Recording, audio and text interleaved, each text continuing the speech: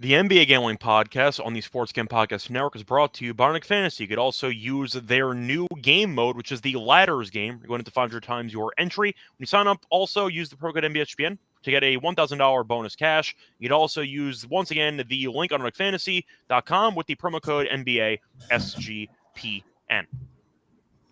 And welcome, everybody, to the NBA Gambling Podcast here on the Sports Gambling Podcast Network. It's currently Sunday night, May 4th, at around 8 p.m. Eastern Time. I know I initially said last episode we're going to do an episode Monday morning. I forgot Terrell was still going to be out of the country, so we are going to be doing an episode tonight instead for the Monday games with Lonte. We will be resuming the normal NBA schedule Tuesday morning, so keep that in mind. But we broke down the Game 7 between the Rockets and the Warriors yesterday. Time to move on into the start of two new series that are starting on Monday.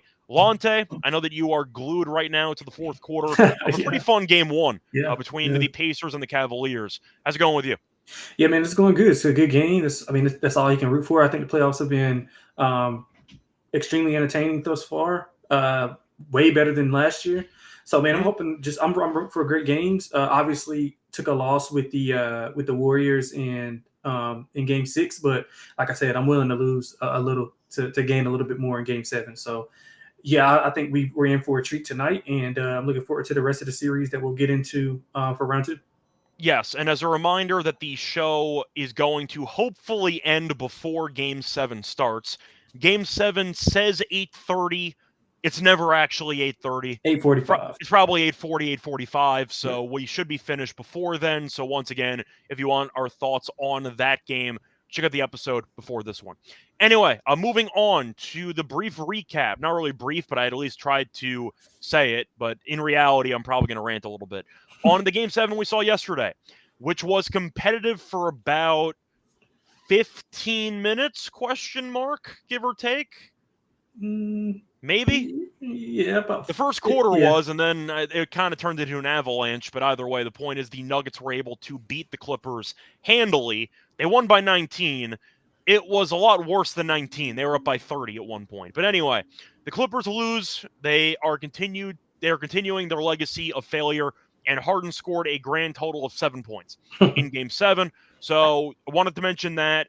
Also, a quick congratulations to Harden, who yesterday became the first player ever to lose a Game 7 with 4 different teams. Congratulations to James Harden.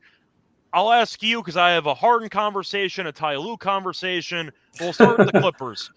I'll let you start here because I picked Denver. I benedicted because I thought this team would choke, and I posted the clip from the video we actually recorded a couple of days ago about the Clippers. When the going gets tough, they quit. And they definitely quit yesterday. So I'll let you go first. What are your takeaways? What do you want to talk about? Man, there's a ton to get into, but I'll just start by giving Denver credit, of course, because they played a phenomenal game. I kind of knew that the Clippers were in trouble whenever Joker went to the bench and they went on like a 10-0 run, and I was like, it's looking bad. And Joker and Murray had, I think, combined 15 points going into the third quarter. They were like 6 of 19 shooting, or maybe 5 of 19 shooting. They weren't aggressive, but you saw Brown was getting whatever he wanted. Russ, you got a great Russ, not good Russ. You got great Russ. And the Clippers just look. I mean, from after the first handful of minutes, they kind of just looked disengaged. I mean, Harden kind of looked disengaged at first, and then he got going a little bit in that second quarter where he was dancing a little bit and hitting a shot. But I can't say some shots because he only had 7 points. But he looked like he was going to be aggressive whenever Kawhi went to the bench, but it just didn't play out that way. And I thought it would be totally different. I mean, I guess shame on me for believing in Harden, but yeah, I mean, Clippers, interesting team, man. They got an interesting offseason ahead of them. I don't really know what they do or what they can do. I don't know if you maybe have some thoughts on that, but yeah, I didn't take a ton away from it. I mean, I was wrong. I thought the Clippers would win in 7. I thought it would be competitive. Even if they lost, I thought it would still be competitive. But credit to Denver, man, and credit to Peyton Watson, credit to Russell Westbrook, Christian Brown, Aaron Gordon. Those guys played a hell of a game in that Game 7, and I think they deserve a lot of that credit due to Joker and Murray not being their true selves. So credit to them. The Clippers conversation, I mean, I'm being honest, I don't really know what to say or do or what to how to piece together what they need to do to get over the hump. Is it a curse? I don't really know. So I'll leave that to you. I know you have a lot of stuff you want to get into. Yes, I'll start off with Harden because he no-showed another Game 7. I know you could argue that the defense loaded up on him. Look at the assists. I don't care. He was horrible the entire game. Yeah, he was. Defensively, he also let a couple guys go right by him. If I'm going to roast Luka for it, I'll roast Harden for it too. His transition defense was terrible the entire game. Harden's a guy who, when the moment gets tough, tends to fold and turtle, and we saw it again in Game 7. It's not a surprise. It's more of just a disappointment because he's been this way his entire career. You figured he'd accidentally stumble into a good Game 7 at some point, and it just hasn't happened. So the main argument for the Clippers, talking about Harden, at the end of the day, I have his numbers here. He will be viewed as the biggest playoff choker of our generation. It's how it is. The previous generation, you can talk about Karl Malone. I know there was a Weber moment there too, but he had some injuries as well. I have Harden's Game 7 stats in front of me. In his Game 7 career, he's shooting 35.5% from the floor and 23.2% from three. Once again, he's the first player to ever lose a Game 7 with 4 different teams. It's been a mess. So I do think the Harden, I'd say, reputation is well-deserved. And I feel like most people who have Harden view him as a stat patter's not the right word, but he's a regular season star. Yeah. Who you expect to implode in the postseason. And that's why paying him a ton of money in the apron system especially is problematic. Because most of his teams are a ticking time bomb, because he's a ticking time bomb, and you know that if you're paying a guy this much money to be either the 1A, 1B, or even just a high overall B, it's probably not good enough. And we've seen that over the course of his entire career. So Harden's a guy the Clippers have to think about because you might have to trade him. If your goal is to win a title, I don't think Harden can be one of your main key pieces. If he takes a discount, which I don't think he's going to have to because he might make All-NBA, and at that point, that's going to result in some incentives, which could trigger some stuff in his contract as well. So Harden might get paid a lot again, but I'll ask you. I know Harden's an all-time great talent. I get it. But with the playoff resume and with the constant, I'd say, theme of him vanishing in the biggest moments, if you were trying to compete for a title, would you want to pay James Harden a ton of money? I think most people would say no. No, absolutely not. And I mean, really, I don't really know what to do because he's been in every situation as a player in these specific spots. Like, for instance, you can take away from, I guess the excuse would be he was too young when he was at OKC when they went to the finals. He was a bench player. He also carried them against the Spurs in that series. Right. But he didn't. He just didn't perform well when the lights were the brightest. And then he goes and he's definitely the number one player, has been, a top player when he goes to Houston for X amount of years, and he just can't get it done there. And then obviously in Brooklyn, I think one of those Game 7s in Brooklyn is elevating these numbers, because if that wasn't the case, I think he scored like 28 or 30 in that game without KD, without Kyrie maybe. What I remember as a Nets fan was he played Game 7 with Durant. Kyrie was injured. Okay, but Harden was playing on one leg. Yeah, okay. So Harden couldn't really move. Yeah. He kept taking three-pointers over Giannis for no reason at all. I thought they were atrocious shots. Yeah. But I give Harden a pass for that game because he was really playing on one leg. So I'll give him a pass on one of them. Yeah, that's fair. But so I must be thinking about a different series. He had the Game 7 after the Clippers choked away Game 6 in the Josh Hart, Corey Brewer game, where he played well in Game 7. Yeah, there we go. So that might have been what I'm talking about.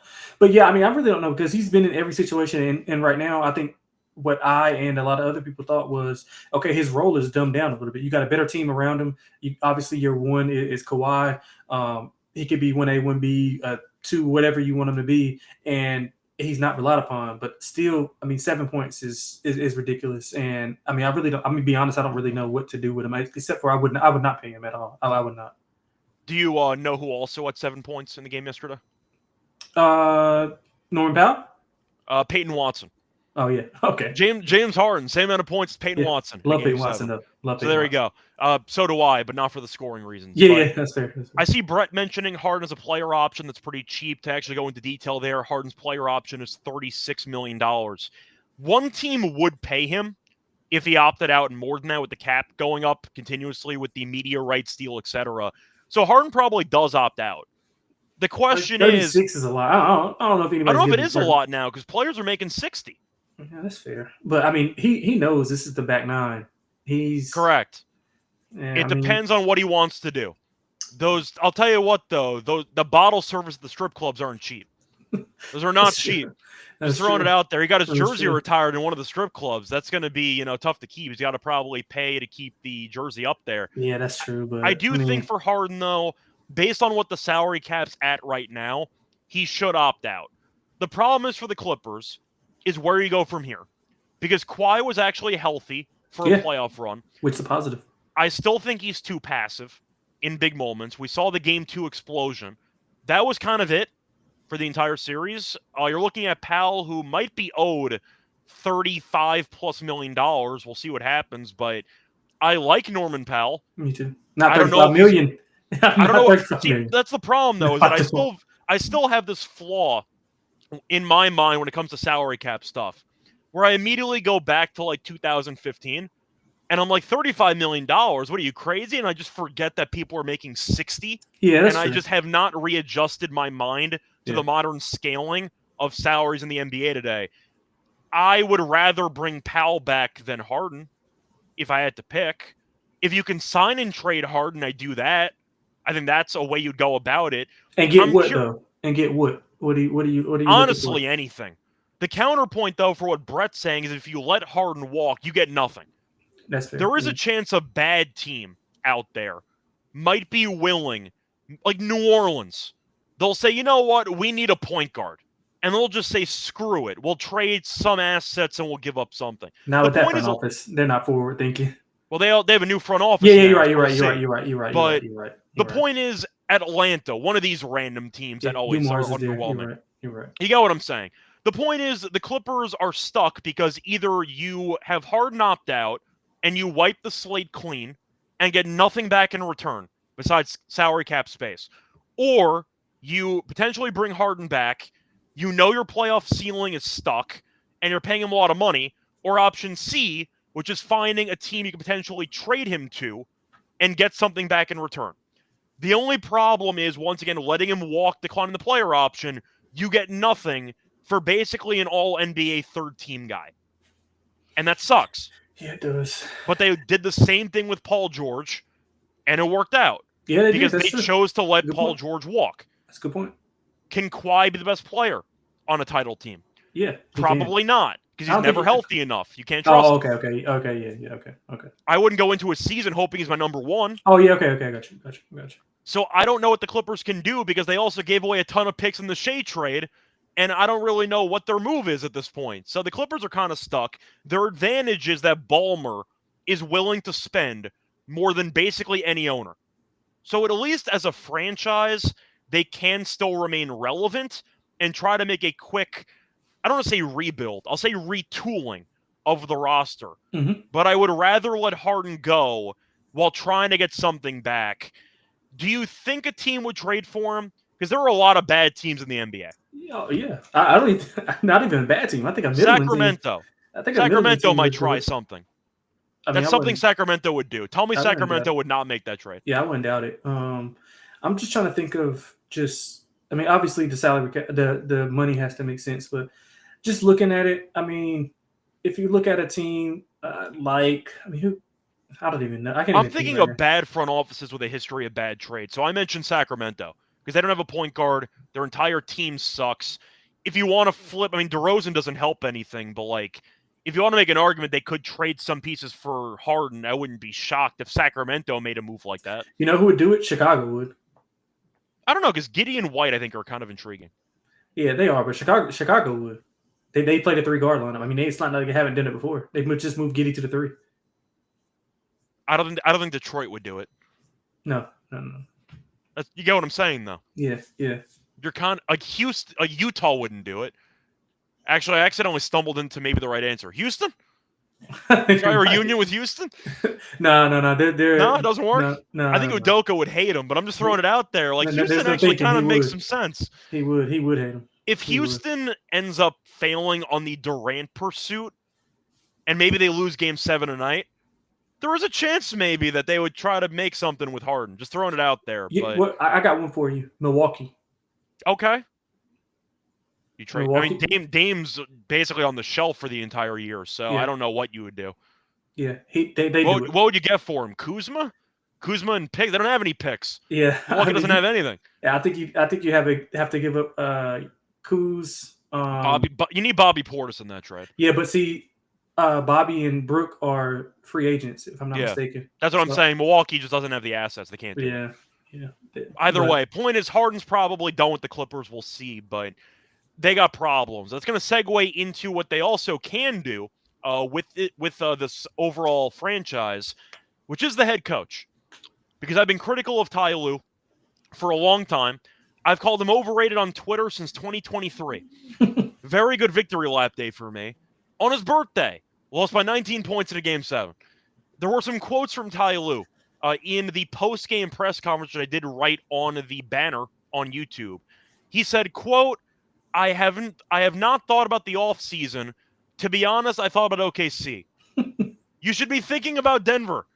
That is my main takeaway there. You should not be looking ahead to the Nuggets when you were down 3-2 in the series. Why are you thinking about OKC at all? Ty Lue was awful. I thought the entire series made a couple of tweaks, used Chris Dunn less, used Batum more, tried some things out. It's kind of a tricky thing to evaluate because it does come down to players versus coaches and what percent of the blame pie you want to give each party.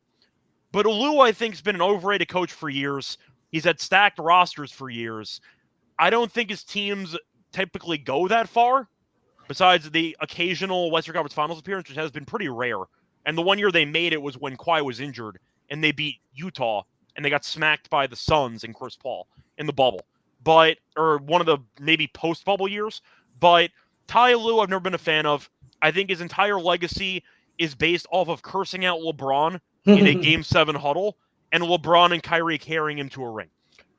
Am I missing something on Ty Lue, or am I right? I mean, I don't want to say you're wrong or right, but I mean, that's just how some people view it. I think he's just so widely respected by coaches and players that it's just like hard to fathom that people will criticize him as much as maybe he should be criticized.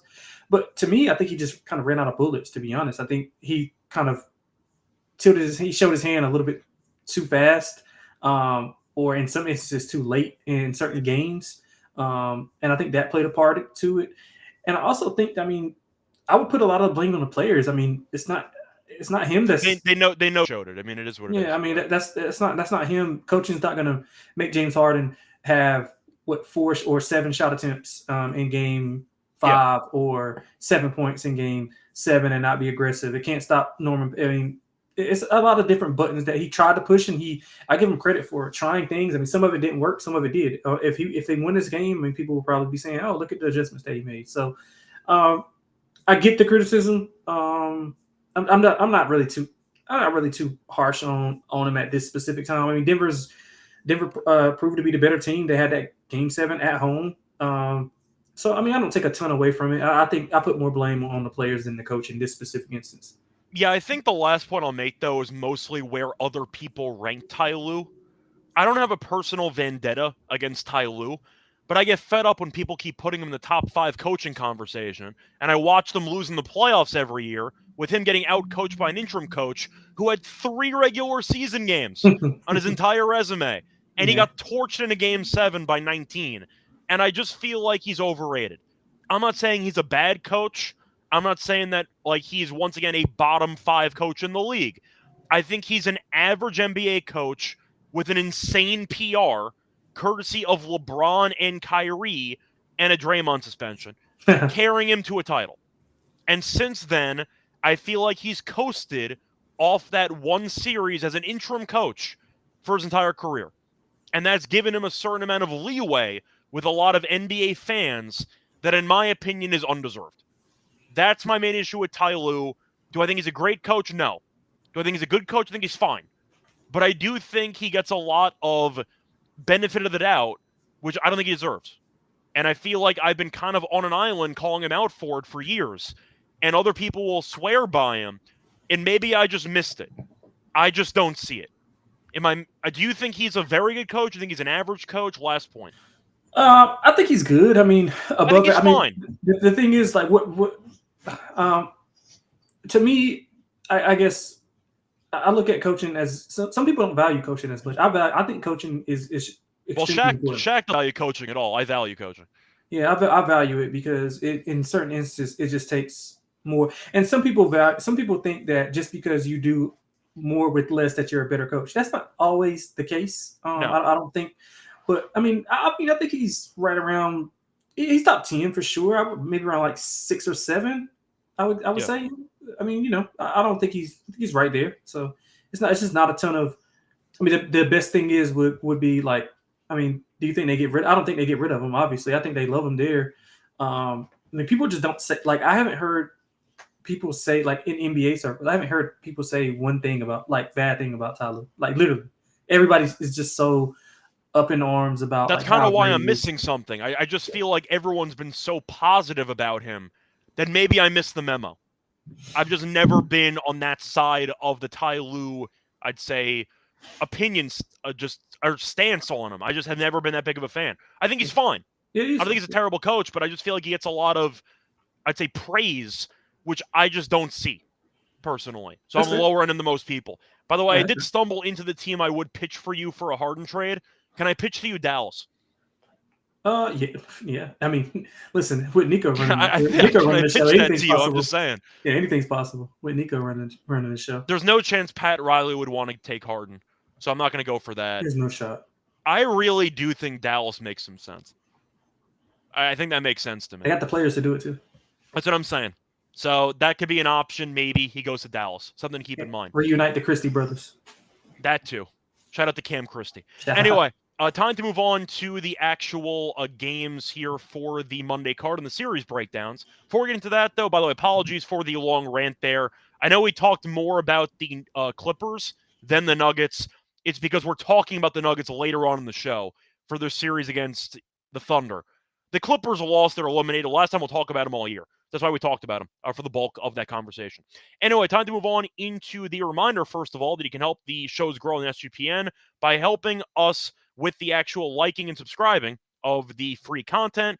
5-star rating on Spotify or Apple. Don't forget to subscribe to the YouTube channels and the podcast on Spotify or Apple. And a reminder brought to you by EdgeBoost, the first ever bank account built for bettors, ensuring that all gambling transactions are approved. They have no usage fees, no minimum balance. You can also cash for rewards, 100% approval for deposits. You can also sign up at edgeboost.bet with the promo code SGPN. Deposit $25, get a free $25. EdgeBoost will match the deposit. That's edgeboost.bet, promo code SGPN. We're also brought to you by MyBook.ag, the book that every sport. They have the NBA playoffs, the NHL playoffs. They also have the MLB cards, UFC, you name it. They props in every game. You can also use it for some locations. You can also use crypto for easy deposits, all fast payouts. Head to MyBook.ag. Promo code SGPN for a $100 match up to 1K bonus cash. Underdog Fantasy promo code, MyBookie.ag, promo code SGPN. Welcome back, everyone, to the McGill Podcast. Finished recapping the Clippers' collapse there in Game 7. Time to move on into the 2 games on Monday and the series previews. Starting off with the Knicks and Celtics. Celtics are minus 800 to win the series. Knicks are plus 550. For the game spread, you have the Knicks plus 2.5 games at about plus 110. Celtics minus 2.5 games is minus 130. And if you want to go for the over-under in games, I see 5.5. The over is set at plus 125. The under is set at minus 150. Celtics were 4-0 against the Knicks in the regular season, won both games in Boston by 13-plus points. So I'll ask you for this matchup itself. First of all, none of us were impressed by the Knicks in the first round. Then again, were any of us impressed by Boston in the first round either? Not really, but they have the Drew Holiday injury as an excuse. I'll ask you for this series. Is minus 800 actually reasonable, or are the Knicks being disrespected? No, I think it's reasonable. I don't think the Knicks have a prayer, to be honest with you. I really don't. I mean, outside of Brunson, I mean, who could you point to and say, oh, yeah, I was really impressed with what they did? Nobody. I mean, Cat had 10 points and fouled out of the game with like 3 minutes left, and he was a collapse away from being roasted. But now that he won, everybody just doesn't care. So that just goes to show you how, the difference between, winning and losing, how big of a swing that is. I mean, Boston is obviously the superior team, as the odds indicate. A 4-1 would probably be I'm pretty sure that's the favorite 4-1 in the betting markets, because that's all you could. That's the only thing I can see Knicks getting is one. And the Celtics barely ever sweep. So yeah, and the Celtics. The one thing about them, I will say, they weren't kind of like the Cavs or OKC, where they like dominated and weren't challenged. The Celtics, they were challenged by the Magic. The physicality of the Magic was there. They had the two players that they had to guard, and the Celtics were, dealing with injuries. You had JT miss a game. You had JB dealing with the knee issue with the injections. You had no Jrue Holiday. So now I saw a report that all those guys are ready to go. Yeah, Porzingis getting stitches in his head. So a lot of those things played a part in, I think, the Celtics kind of being lackadaisical and taking them a little bit light. Obviously, they won't take the Knicks light. This is just a great matchup for them. I view this series as a Celtics 4-1. I'll probably bet both 4-1 and the sweep, just because, I think the Knicks just will run out of gas late. Game 3 will be their only shot to me. But the way the Celtics play on the road is incredible. They play really well on the road. I think the time off obviously helps those injuries kind of get cleaned up. The Knicks, off a battle, a 6-game battle, and it probably felt like 7 games. So they're going to come in. The starters playing a ton of minutes. Celtics are going to throw multiple bodies at Jalen Brunson. I just don't think this is a good matchup for the Knicks as currently constructed. Probably the worst matchup that they could be. I would take the Celtics 4-1 here. I don't think it'll be rather close. I think the margin will be similar to what you saw in the 4 regular season. You said 13 plus at home. I would say they win. Their average margin of victory would be about 15. That's just how much I believe in how bad of a matchup this is for the Knicks. Yeah, so you said it felt like 7 games. It felt like 12, in my opinion. That was definitely a war. Detroit didn't look good either, so that wasn't exactly an impressive showing by the Knicks. But survive in advance, and now they're here. The problem I have with the Knicks is twofold. One, Brunson, who we saw carry them in crunch time, is the only option in crunch time, basically ever, besides Cat hitting a scramble drill 35-footer. That's basically all they have is Brunson isolating. And the Celtics can rotate so many guys. They can switch everyone. They don't need to double. And I do think they can definitely use their length to really frustrate Brunson. On top of that, one thing the Pistons did well with their defensive coverage in the series, they were able to survive with Tobias Harris guarding Cat. And if you're able to put either Tatum or Brown or even Porzingis on Cat and not get killed by using an undersized option, not Porzingis, but for Tatum and Brown. Al Horford will guard him. If you can put an undersized option on Cat and Cat's not guaranteed to exploit it, you're running out of options. And the Knicks have no bench, which is a serious problem. So I agree with you. I think the Celtics win the series probably in 5. If the Knicks stole a game and won in 6, I wouldn't be shocked either. The Celtics didn't look great against Orlando, but the Knicks defense can be very problematic at times. They'll lose containment. They'll give up open shots. We know the Celtics, with their isolation-heavy style, are going to isolate with Brown and Tatum, and they'll dare somebody to guard them. They're going to switch Cat onto everybody, and Cat's going to be miserable the entire series defensively. Brunson, every pick and roll. They'll target Brunson as well. You're getting every pick and roll. It's a problem. And I think the Knicks have no options because they need Cat and they need Brunson on the floor offensively, and they have no bench. So I just see basically barbecue chicken alert for Brunson and for Cat matchups all series. And I think Tatum could have a monster series because I don't think anybody on the Knicks can guard him. He's too tall for Bridges. He's too tall for Hart. They're going to switch everything with Brunson and with Cat. You can hide one guy on defense. You can't really hide 2 guys on defense. That's the problem. Detroit just didn't have enough personnel to actually capitalize on that. And I think the Celtics can. I got Celtics in 5. Yep. It's a very common opinion. I'm sure everybody has Boston in 5. Yeah. But going into this overall playoffs, I know Cleveland's on the verge of maybe losing game 1 at home. I think everyone picked Cleveland versus Boston. These are conference finals. And I feel like with the overall matchup, most people thought that Indiana was a more feisty underdog candidate than the Knicks. Yeah. Because Thibodeau, as a playoff coach, has a ceiling. And Indiana got there last year. I think it's a bad matchup for the Knicks. It's not a fluke the Knicks are 0-4 against this team. That's where I'm at. So give me the Celtics to win this series 4-1 as well. I'm with you on that one. Transitioning to game one of the series on Monday. Celtics are laying 8.5. You can probably find some 8s though if you shop around. Over-unders at 212.5. Celtics haven't played for a couple days. Good for them. Maybe Holiday plays in this one. Thought Garland would play for Cleveland. He did not play in game one. But as far as I know, Holiday should be back, as far as I know. Yeah, he wasn't on the injury report. Yeah, so it should be fine. For the Knicks, they're healthy, but once again, how healthy are they actually? Because they're playing through a bunch of injuries, and we'll see how they look. Boston, though, has been great in game ones, bad in game twos, but they've been very good historically once again in the opening game of these series in the playoffs. I got Boston, minus 8.5. It's one thing facing off against Detroit. Now you have to pivot to the Celtics. It's going to be tough to make the adjustments there. Yeah. Detroit had one ball handler, basically. If you want to throw in Schroeder, you can, but it was mainly one guy in Cade. The Celtics have so many options, and I think they're going to overwhelm the Knicks in game one. Give me the Celtics minus 8.5. Yeah, I like the Celtics as well. I like the Celtics early a lot more. I think they'll come out, especially you haven't seen their full complement of offensive players playing in so long because of the Holiday injury, because Tatum was out, and he came back, and you would not think that he was out. He scored like 30 plus in back-to-back games after he came back. So I think Jrue Holiday coming back, obviously him, Derek White, even Jaylen Brown to a certain extent are going to put a lot of pressure on Jalen Brunson, going to make him work. The Knicks don't really have a secondary ball handler. I do think the Knicks being in that physical series, both teams actually were in physical series, but the Knicks were in a more physical competitive series than what the Celtics were. So I think that with no depth is going to wear them down going into this game. Maybe Tibbs doesn't really do a lot of adjusting, but maybe they'll do some tweaking in game two. But as for game one, I think the Celtics roll here. I like the Celtics in the first quarter, in the first half. I'll lay the 8.5 as well. Any thoughts on the total? I like over. Knicks were playing with a lot more pace towards the end of that series, and I think they were doing so to stop Detroit. Detroit was really solid in the half court defensively.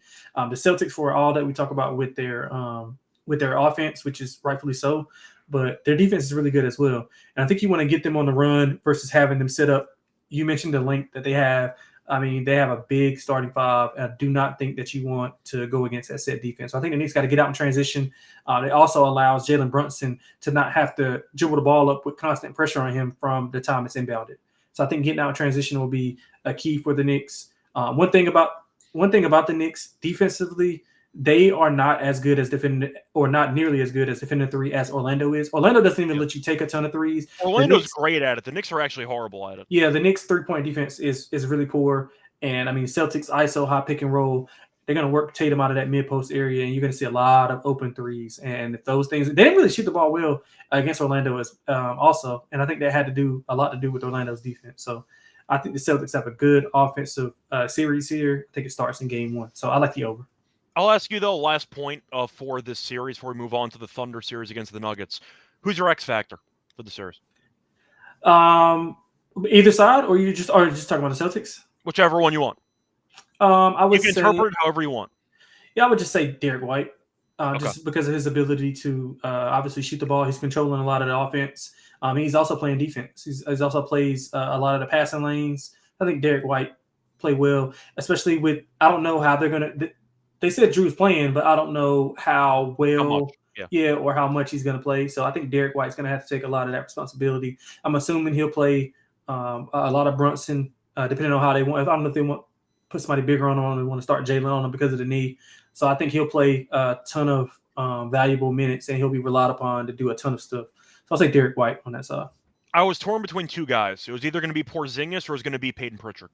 Oh, Porzingis, yeah. Porzingis is kind of an obvious choice, though. I don't know if he's an X factor because he's too well known. Like I feel like they're kind of cheating because he's a starting center. I'm kind of cheating.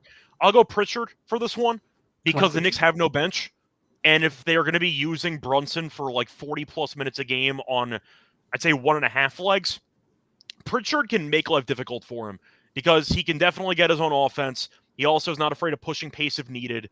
Celtics tend to play slower, but Pritchard's 3-point shooting can actually give the Knicks bench a serious problem. And I do think Pritchard, based on the rosters, is easily the best bench player in the entire series. So I like Pritchard as an X factor. He might have a game or two where he drops 15 points, which could be a nice amount. Plus, you mentioned Drew Holiday.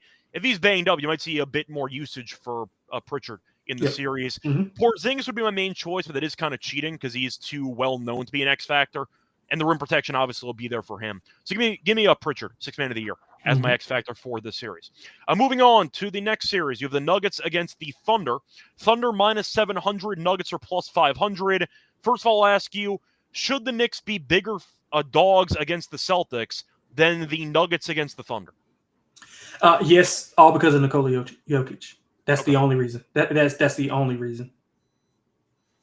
So, do you think the price is right at minus 700? Yeah, I think it's about right. I mean, just simply because to me, I know we're going to game one, but to me, they're a game in a hole already because this is a horrible spot for Denver. Well, I'll put it this way: normally, Game 7 into a Game 1 is a horrible spot. However, they did coast throughout the entire second half of Game 7. So it's not as bad as usual. That's fair. Yeah, that is fair. But on top of that, I just think similar to what we talked about with Boston, I think it's a horrible matchup for Denver because of if you look at how Joker has been best defended, even back in the bubble, he was able to be guarded by a physical forward who could they don't have to double a ton and they have their back. Yeah, and they have their backup big kind of roam the paint because they can help off of Aaron Gordon. You don't really have to worry about. I mean, Christian Brown is okay, but if he beats you, he beats you. I think that's fine. But the Nuggets, I mean, the Lakers did it with Dwight and JaVale McGee and LeBron and all those guys, AD in the bubble, and then you saw Minnesota do it. Minnesota. That's the reason why Minnesota has a ton of success against Denver. They're able to play Naz Reid, Cat, and Rudy Gobert, and Rudy's allowed to kind of roam and play the dunker spot from box to box, and it doesn't allow Joker to kind of get into his rhythm. And we saw it with this specific matchup with Zubac coming in. It wasn't as successful, but they did show some signs of like wearing Joker down. So I think in this series with Chet and Hartenstein, I think they'll be able to control that paint and control. Now, listen, they're not going to stop Joker. I think they can be able to control him how they want and force those other guys to beat him. And again, go ahead. Sorry. No, I'll let you finish your point, sir. Well, yeah, I was just going to say, like, they're going to be dependent upon those other guys. OKC has so many guys to throw at these different aspects. So Jamal Murray is not going to be he's not going to be able to target James Harden. He's not going to be able to target, who else is? Yeah, Powell. He's not going to be able to target a lot of these guys simply because OKC is one of the best defensive teams like ever. So this is going to be a horrible matchup for Denver. I think they end it kind of quick, to be honest. I love Joker and I'm going to respect him. I say 4-1. So I'm seeing a similar series to what we talked about with Boston simply because of the bad matchup. Because the difference is Shea can have an off night and they still win. Joker, if he has an off night, Jamal Murray 43. I don't see any of that happening against this OKC offense. I mean, against this OKC defense. I think they're too talented, too deep, well coached. I think they can beat you in multifaceted. They can win low-scoring games. They can win high-scoring games. They can play small ball. They can play big. I think this is going to be a lopsided series as well. So pains me to say because I want to see 7 games for everybody, but I think the series will end quick. Yeah, so I've been lower on Denver, which has been well documented on this podcast, and props to them for winning a series I didn't think they'd win against the Clippers. I did pivot mid-series because I realized the Clippers are the Clippers, so I did recognize what was potentially happening in the series. But they faced off 2 times this season with Hardenstein playing. I'll toss out the first 2 meetings. They split.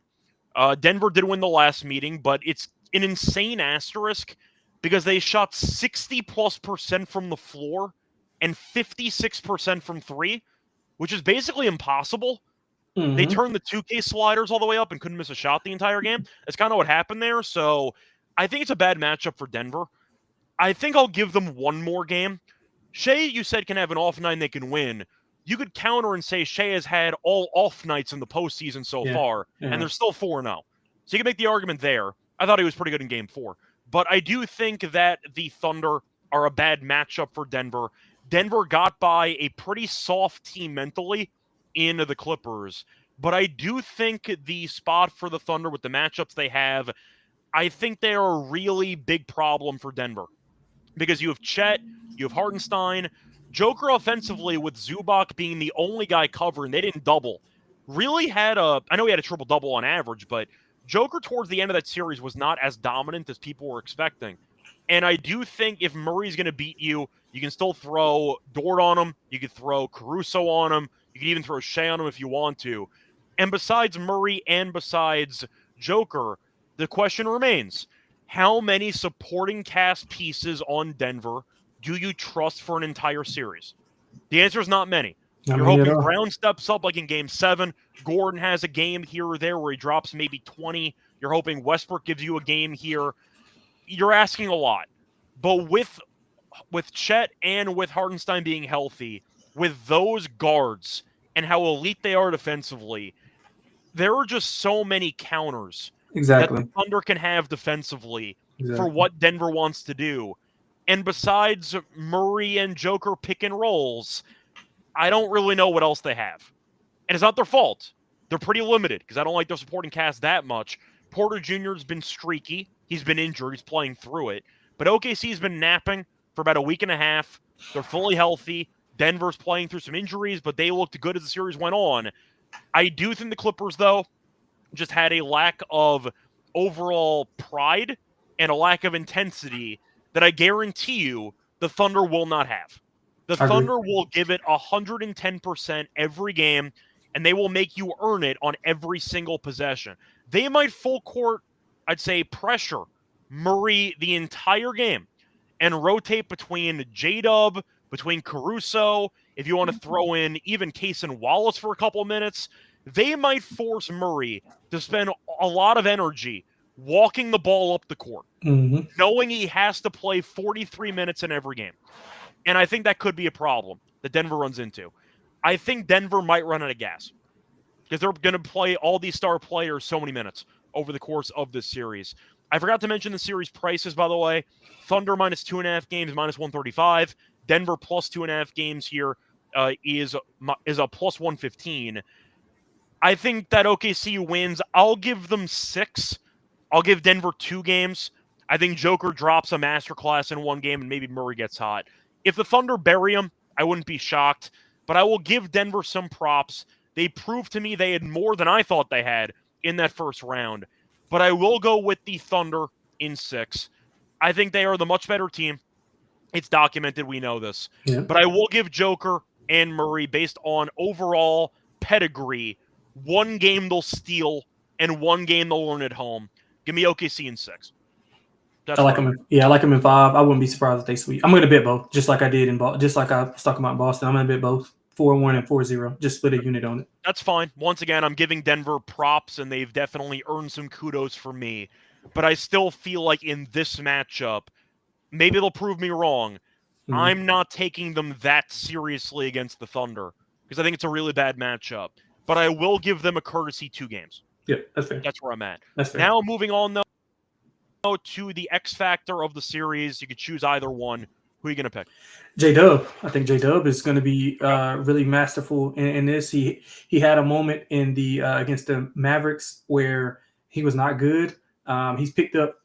I think he's going to make all NBA. I would think second team. I think so. I think he's ascended his game. He's ready. This is going to be a good series for him because more than likely they're going to put Christian Brown on. Well, you know what?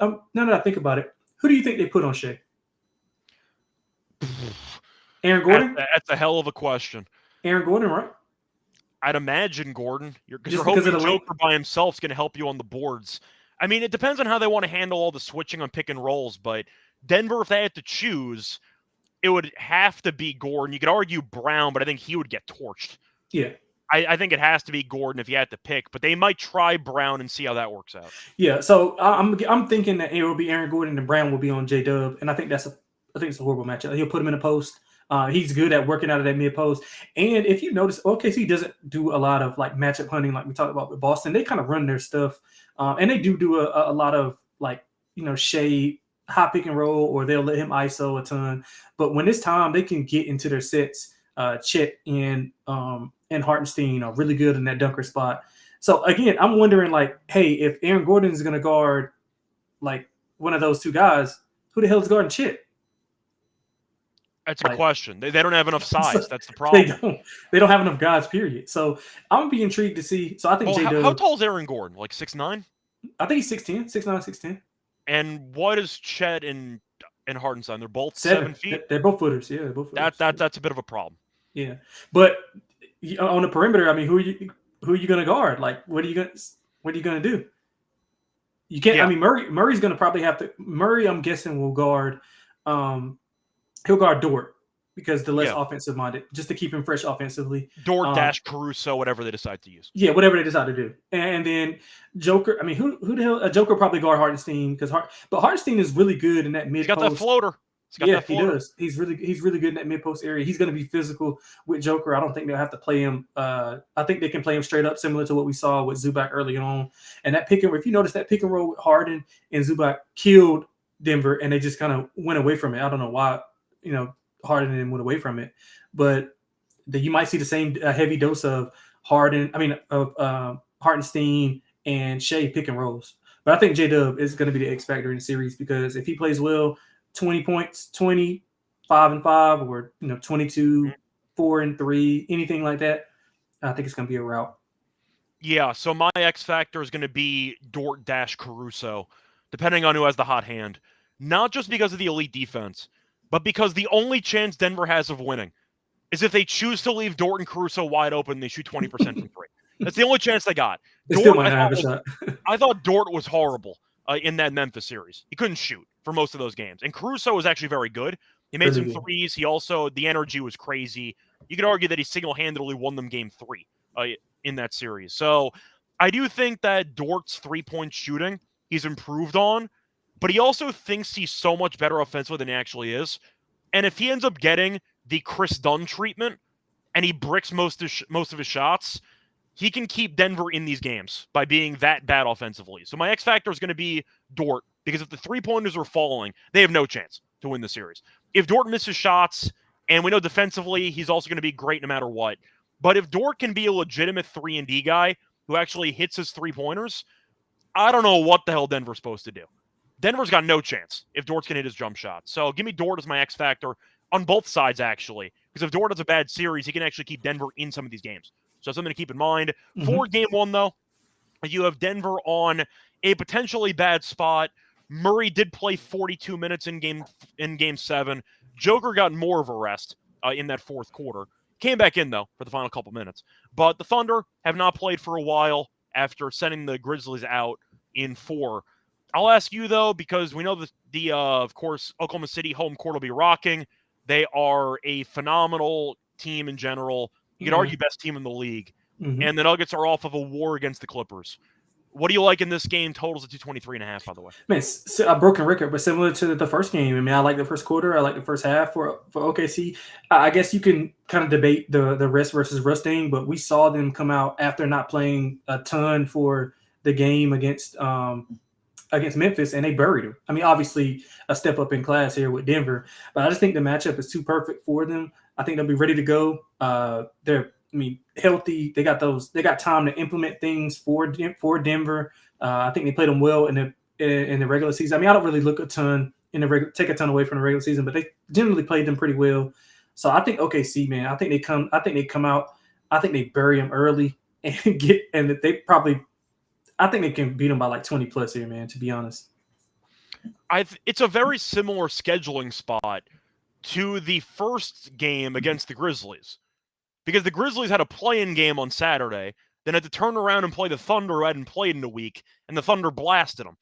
Now, I'm not saying they're going to be up by 50-something points in the third quarter, but I do think it's a pretty similar scheduling spot where you're picking Denver to keep the game close because you just watched them win a game 7, and then you realize, oh no, this is a completely different animal. Like, we completely underestimated how good the Thunder actually are. Now, the Thunder had a weird series against the Grizzlies where they dominated the first 2 games. The games in Memphis got a bit weird, but that also was a road environment, and Ja was playing in one, and there was an injury involved and whatever. So kind of weird circumstances, but those 2 home games for OKC, they dominated in. And Denver on the road was not great. Denver was what? They were 1-3 on the road? 1-2 on? No, they're 1-2 on the road, right? Yeah, 1 and 2. They won the game. They won the Aaron Gordon dunk game where they blew a 20-point lead. Yeah. That was the only road game they won. So Denver was really capitalizing and feeding off of the home crowd. But on the road, they really weren't that great. And I do think that OKC, with the crowd just ready to roll, I think OKC wins game 1 comfortably. I think they win by 10 plus. Even besides the scheduling spot, Denver was able to solve the Clipper defense, or maybe the Clippers just gave up, however you want to phrase it. But I learned a lot more from game 7 about the Clippers than I did about the Nuggets. Because Joker and Murray really didn't play that well, and the Clippers no-showed the entire game. That's fair. Brown showed up, though. Good for Brown.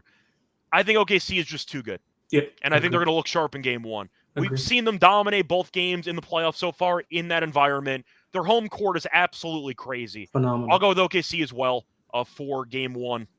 The total's tricky because I can see a world where Denver gets shut down. And I could also see a world where OKC scores 125. So I don't have much for the total, but I'll go with OKC in this game. Anything else you want to add? Yeah, I like under. I'll specifically look at the Nuggets team total under. I think they're stymied by this OKC defense. So I would look under. Obviously OKC is capable of scoring, 120 plus, but I think defensively they won't allow a ton for Denver. So I like the under. Yeah, I see Brett mentioned in the head-to-head record. Once again, first 2 games, no Hardenstein. Big deal. I have to mention that because Hardenstein will be the main guy on, of course, Joker. So I'm acknowledging that they split those 2 games without Hardenstein in the lineup. And the last 2 where they chopped. Denver, though, shot 60% from the floor. They couldn't miss for an entire game, which was just unreasonable to think they're going to do again. Like, that's impossible on shooting variants to do that again. So maybe Denver keeps this series interesting. I did give them 2 games. I'm giving them some respect. But I think that OKC at home will be ready to roll for game 1. Sir. Yes, sir. Anyway, that's going to wrap it up for the games here on the Monday card and the series breakdowns for the Celtics and Knicks as well as the Thunder and Nuggets. Now it's time for the Lock and Dog plays. Another entry. For that, the reminder, they're brought to you by Underdog Fantasy. You can play there on Ladders, which is a brand new game mode. 1 to 500 times your entry. You can also use the promo code NBSGPN to go to special pick and a first time visit offer up to a 1K bonus cash on Fantasy promo code NBA SGPN.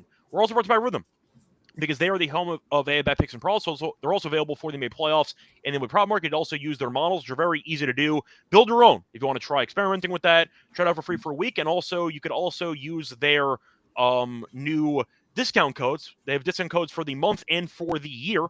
For the month, 29% off with promo code SGPN25, 50% off the annual code with the, once again, code SGPN50. So if you want a full half off the yearly deal, use SGPN50 at checkout. There's Rhythm. RATHMN program at 25 or SGPN50. Sign up, though, for the free week trial by using the link sportsgamepodcast.com/RATHMN.